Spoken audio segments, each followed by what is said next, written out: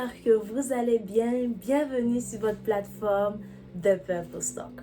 Alors, si tu me regardes pour la première fois, mon nom est Anora Inchira Ansa, créatrice des plateformes The Purpose Talk et Expanding with Inchira.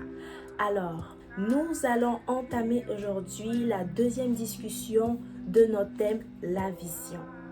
Et si tu as regardé la vidéo de la semaine dernière, as-tu atteint ton objectif? Si oui, laisse-moi des commentaires et dis-moi comment tu as reconsidéré cette vision. Sûrement que tu t'es posé cette question, tu t'es sûrement demandé, j'ai reconsidéré la vision, j'ai retrouvé cette vision que j'avais enfouie quelque part, loin de mon cœur, loin de mes idées, loin de mes pensées, loin de mes capacités. Mais maintenant que je suis allée la retrouver, la chercher de nouveau, comment je fais pour la mettre en œuvre? Comment je fais pour que cette vision prenne vie? Comment je fais pour que cette vision vienne à la réalité? Alors, c'est exactement ce dont nous allons parler aujourd'hui. Parce qu'une chose, c'est de reconsidérer la vision, mais une autre chose, c'est de la mettre en exécution. Alors, le thème de ce jour est mettre en œuvre la vision.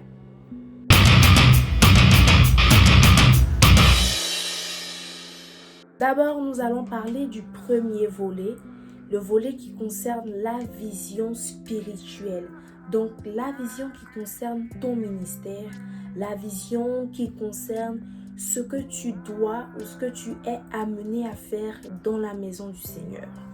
Donc, si tu as reçu une vision spirituelle, la première des choses que tu dois faire pour mettre cette vision en œuvre, c'est de faire connaître ton intention aux responsables du département dans lequel tu veux exercer. Donc, si par exemple tu veux intégrer le service d'ordre, tu veux intégrer le groupe musical, tu veux être monitrice, donc rentrer dans le département des enfants, le département de la jeunesse, des femmes ou des hommes, il s'agira pour toi, en premier lieu, d'approcher le responsable de ce département et de faire connaître ton intention d'une façon claire et précise. Tu vas voir directement ce responsable et tu lui dis « Je veux chanter » si c'est le groupe musical.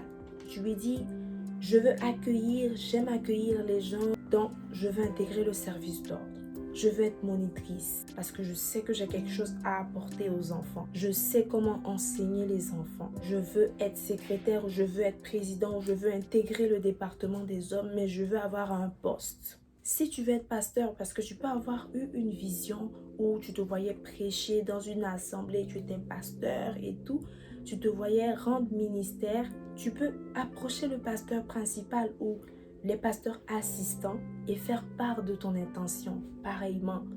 Donc, tu approches un pasteur, tu lui parles de cette vision et il saura te guider. Donc, la première des choses, c'est de faire connaître ton intention. Ensuite, il s'agira pour toi de suivre les instructions que ce responsable va te donner. Donc, lorsque tu vas parler de ton intention avec ce responsable, il va certainement ou elle va certainement te donner des instructions à suivre. Donc, si par exemple ce sont des départements de l'église, ils vont peut-être te dire, on va te rediriger vers le pasteur. Si c'est le groupe musical, ils vont te dire, on te redirige vers le pasteur qui va te donner le règlement. Donc, le règlement du groupe musical. Donc, dans ce règlement, tu vas trouver tout ce que tu as à faire, comment tu dois t'habiller, comment tu dois te comporter, tout ce qui concerne en fait le groupe musical. Si c'est aussi pour le service d'ordre, ils vont certainement te rediriger aussi vers une autre personne ou en fonction du protocole du département et de l'église, il y aura forcément des instructions que tu auras à suivre. Donc, ça sera important pour toi en deuxième lieu de suivre ces instructions. Ça peut être des auditions aussi pour le groupe musical. Donc, ils peuvent te dire que, ok, on va te recevoir tel jour pour t'auditionner. Donc, il y aura plusieurs petites instructions à suivre. Ça peut être des questionnaires, ça peut être sous forme d'entrevue où on te pose des questions, où tous les membres du département te posent des questions et voient si tu es vraiment apte à intégrer le département en tant que. En troisième position, tu vas devoir te rapprocher des membres du département et des responsables. Parce que eux aussi, ils sont responsables, mais ils sont membres du département qu'ils président. Donc, tu vas devoir te rapprocher de ces membres, de ces personnes, parce que c'est auprès d'eux que tu vas apprendre, tu vas avoir des conseils. Avant même d'intégrer ce département, ce groupe, ce comité, tu pourras déjà voir dans quel environnement tu vas te retrouver, comment te comporter, quoi porter, quoi dire. Et tu vas déjà même percevoir un peu la personnalité de chacun. Et ça va déjà te donner une idée du département, de l'atmosphère et de comment tu dois poursuivre les choses en fait. Donc rapproche-toi d'eux pour apprendre parce qu'ils vont certainement te donner des conseils. Ils vont certainement t'aider dans le bon sens. Ils vont t'aider, ils vont vraiment t'encourager et ils vont te donner tout ce dont tu as besoin pour intégrer ce département et pour faire partie de leur famille. En quatrième position, participe aux réunions, aux conférences, aux répétitions, à toutes les activités rattachées à ce département. Donc, si c'est le groupe musical, participe aux répétitions, participe aux auditions, participe à leurs activités, participe à tout ce qu'ils vont organiser. Parce que c'est vraiment important pour le département, c'est important pour toi. Tu vas apprendre davantage et tu seras déjà en train de te familiariser à cet environnement, à cette atmosphère. Donc, si c'est un autre département aussi, il y aura forcément souvent des conférences, il y aura des invités, des conférenciers, des panélistes, des auteurs. C'est très important pour toi d'être présent. Si tu as la vision d'être pasteur, tu dois toujours être présent lorsqu'il y a des programmes, lorsqu'il y a des pasteurs invités, des prophètes, des hommes de Dieu. Tu dois être présent à presque toutes les activités de l'église. Tu dois te montrer intéressé, tu dois te montrer dévoué.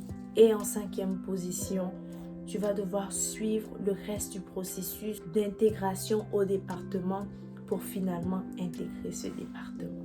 Donc, ça va dépendre des églises, des protocoles. Si par exemple, on t'avait déjà fait commencer une séance de cure d'âme, c'est-à-dire chaque dimanche par exemple, et on t'a dit c'est sur 2 mois, et après ça, il y aura une période d'essai, et après tu intègres définitivement le département, suis le processus. Et quand le processus sera terminé, tu seras enfin membre du département que tu as visé. J'aimerais signifier quelque chose. Peut-être que tu as eu cette vision et dans cette vision, tu t'es vu en tant que grande chante, qui est déjà libre, qui chante et qui a la chorale, qui a le cœur derrière elle. Vraiment un cœur massif et vraiment, tu t'es vu en tant que même artiste presque, mais artiste dans le sens de chantre. Mais là, tu vas te dire, mais ok, en fonction de ce que tu es en train de me dire, comme point à suivre, c'est comme si je veux juste être membre simple, mais ce n'est pas la vision que j'ai reçue. Moi, je me suis vue en tant qu'être grande chante. Ça peut être pareil pour quelqu'un qui se dit, non, moi, je suis pasteur, moi, j'ai eu la vision d'être pasteur et tout. Et en fonction de ce que tu es en train de me dire, c'est comme si je vais commencer petit, ils vont me mettre à l'intercession et puis ça sera compliqué après, ça sera un peu confus, je ne pourrai plus être pasteur. Ou bien même si je suis pasteur, ils vont commencer à me dire de prendre la Bible, des grands pasteurs, de les accompagner et je ne vais pas prêcher alors que je me vois prêcher dans de grandes assemblées. Je veux juste te dire qu'on commence petit pour atteindre cette vision en long et en large. Donc, tu vas commencer déjà par être membre. Si tu n'as jamais chanté, même avec un cœur massif, même pas avec 2 personnes pour t'accompagner, même pas en a cappella. Comment tu veux chanter avec un cœur massif dans une grande salle où près de 1000 personnes te regardent avec des jeux de lumière, des projecteurs? Tu n'es pas habitué à ça. Si tu n'as pas commencé petit, comment tu peux arriver à ce stade, à cette étape? Donc, j'aimerais juste te dire, il faudrait commencer comme ça. Parce que lorsque tu es lancé, c'est plus facile d'atteindre cette vision. C'est plus facile d'arriver à cette étape de réaliser ce que Dieu a mis dans ton cœur. Nous allons maintenant entamer le deuxième volet. Donc, le volet qui concerne La vision dans un autre domaine. Donc, ça peut être une idée que tu as reçue, ou une idée de business ou autre chose. Voilà, qui ne concerne pas forcément le ministère. Donc, une plateforme, par exemple, donc comme la plateforme présente de Purple Talk, ou une idée d'autre chose. En premier lieu, ça sera la première préparation. La préparation des coulisses.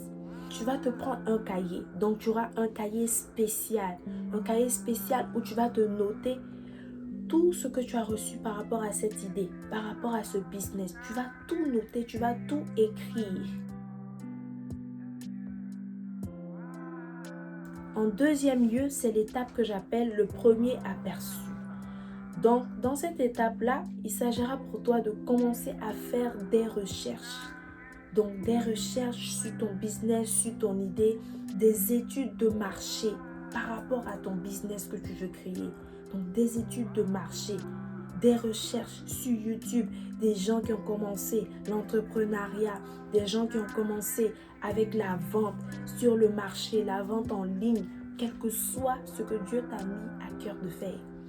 Donc, par rapport à cette idée-là, tu vas faire des recherches approfondies.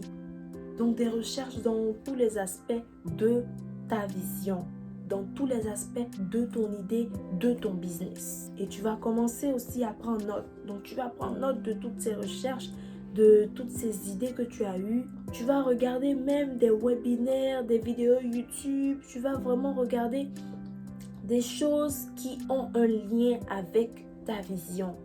Donc, tu vas te renseigner. Tu vas commencer à dessiner cette vision à travers tes recherches. La troisième étape, c'est l'étape que j'appelle l'étape des premiers pas. À cette étape, tu vas commencer à créer.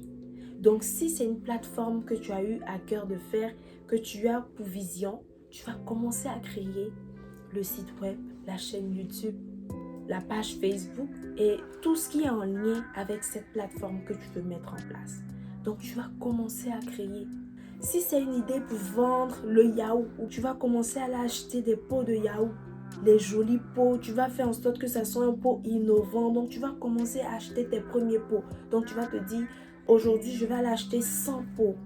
J'ai vu des pots dans un magasin, c'est vraiment très joli et c'est vraiment dans le sens de ce que je veux faire, dans le sens de mon idée, dans le sens de mon business. Donc, je vais aller acheter ces 100 pots de yaourt. Donc, si c'est une idée, par exemple, de centre communautaire, tu vas emménager une pièce dans ta maison. Tu vas commencer à décorer, tu vas commencer à aménager la pièce de sorte à pouvoir recevoir. Tu vas commencer à voir cette vision au travers de petites choses que tu auras déjà commencé à créer ou commencé à acheter. La dernière étape, c'est l'étape de l'envol. Donc, c'est l'étape où, même si tu as pu acheter 2000 pots de yaourt ou pas, tu as 100 pots, tu as 200 pots, tu as 500 pots de yaourt, tu commences. Donc, c'est l'étape où tu commences. Tu ne réfléchis plus. Il n'y a plus des histoires d'écrits. Tu continues à faire des recherches. Bien évidemment, on ne finit jamais d'apprendre. Même quand tu es lancé dans ton business, tu continues d'apprendre, c'est clair. Mais c'est l'étape où tu as commencé. Donc, si c'est le yaourt que tu veux vendre, tu as commencé à faire le yaourt. Tu as commencé à le mettre dans des pots. Tu as commencé à partager l'annonce sur Facebook avec tous tes amis au quartier. Les gens commencent à payer. Donc, c'est l'étape de l'envol. Si c'est une plateforme, tu as déjà commencé à envoyer des partages d'amis, tu as partagé sur tous tes réseaux sociaux, sur WhatsApp et tout. Les gens commencent à s'abonner, les gens savent que tu as commencé quelque chose et les gens sont là, ils t'attendent. Donc, c'est vraiment l'étape de l'envol, tu commences. Donc, c'est ces 4 étapes que j'avais pour le deuxième volet qui est le volet de la vision dans un autre domaine. Donc, dans une idée, dans un business ou dans la création d'une plateforme. Je vais donner un petit témoignage que j'ai. Donc, lorsque j'étais à Sainte-Marie, j'étais dans la CEPSI, donc l'association chrétienne des étudiants et élèves protestants de Côte d'Ivoire. Et c'était comme un club, voilà, dans notre école. Et j'avais toujours voulu intégrer le groupe vocal. Donc, le groupe vocal de la CEPSI à Sainte-Marie, j'ai toujours voulu intégrer le groupe vocal. Voilà, parce que c'est vraiment un appel, le fait de chanter et tout. Donc, je me suis dit, j'ai envie de le faire. c'est ce que je fais à l'église, je me sens à l'aise et c'est mon ministère. Donc, c'est ce que je veux faire dans ce département, c'est ce que je veux faire au sein de l'ASEPSI. Toujours, il y avait souvent des auditions et tout, et je partais toujours aux auditions, voilà, dans le but de me faire auditionner. Donc, j'étais allée plusieurs fois et à chaque fois, on me rappelait jamais. J'allais souvent avec des amis, on appelait tout le temps mes amis, mais on me rappelait jamais. Il y a même une fois où j'étais allée et quand je suis partie, on m'a dit non, c'est fermé, on ne reçoit plus personne. Alors que je venais d'arriver même quelques minutes avant l'heure en fait. Et on m'a dit on ne reçoit plus personne. J'étais comme ok, il n'y a pas de problème. Donc je partais et il y avait une autre amie, voilà, on est dans la même classe, qui venait et qui se rendait au même lieu, donc qui allait aussi se faire auditionner. Moi, je regardais, tu vois, je regardais, je me suis dit, si bon, on m'a dit non, c'est fini, c'est fermé, ils vont certainement lui dire la même chose. Mais elle est partie, ils lui ont ouvert la porte. Elle est rentrée, elle a auditionné, à ma grande surprise, elle est dans le groupe vocal. Ça n'a vraiment pas duré. Donc, j'avais vraiment mal au cœur. Je me disais, mais comment? J'avais toujours eu cette vision dans mon cœur. Et puis, c'est quelque chose que je faisais déjà à l'église. Donc, je me suis dit, mais Seigneur, je dois chanter, je veux chanter. C'est ce que je veux apporter à l'ASEPSI. Mais pourquoi je suis allée? Tout le temps, je vais. Mais c'est comme si on me refuse. C'est comme si on me met à l'écart. C'est comme si je ne suis pas là où je dois être. Ou c'est comme si on ne veut pas de moi là-bas en fait. Donc je ne comprends pas. Donc j'étais triste, je ne comprenais pas. Je me disais même que la responsable en ce temps du groupe vocal était contre moi. Mais après, je suis allée dans le groupe d'intercession. Voilà, j'ai abandonné l'affaire du groupe vocal. Je suis allée dans le groupe d'intercession. Plusieurs années après, j'ai été dans l'intercession. Après, à ma grande surprise, on m'a nommée pour être présidente. Donc, quelqu'un qui voulait simplement être dans le groupe vocal, elle s'est vue être présidente. Et après avoir été présidente, j'ai été responsable du groupe vocal de l'ASEPSI Sainte-Marie. Donc, j'ai pu avoir cette opportunité de diriger le groupe vocal de l'ASEPSI Sainte-Marie. Et je me suis dit, mais waouh, quel parcours!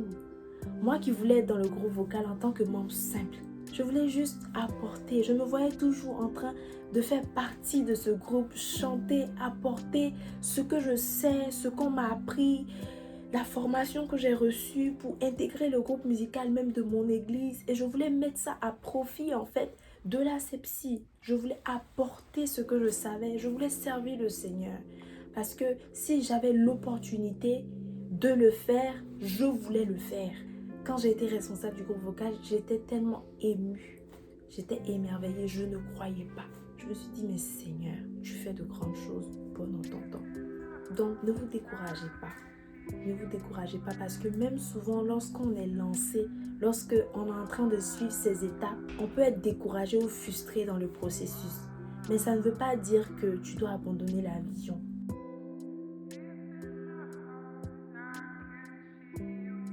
Parce que peut-être le Seigneur a plus grand. Ne te frustre pas, ne te décourage pas. Peut-être que ça ne sera pas facile pour intégrer ce département, pour commencer ce business, pour mettre cette vision en œuvre, cette plateforme en œuvre. Mais ne te décourage pas. Parce que même souvent, quand tu es lancé, il y a des difficultés. Il y a des choses qui peuvent te faire abandonner. Mais ne te décourage pas. Notre purpose de ce jour est mettre en œuvre la vision. C'est notre purpose de ce jour, de cette semaine et même qui va s'étendre sur plusieurs mois.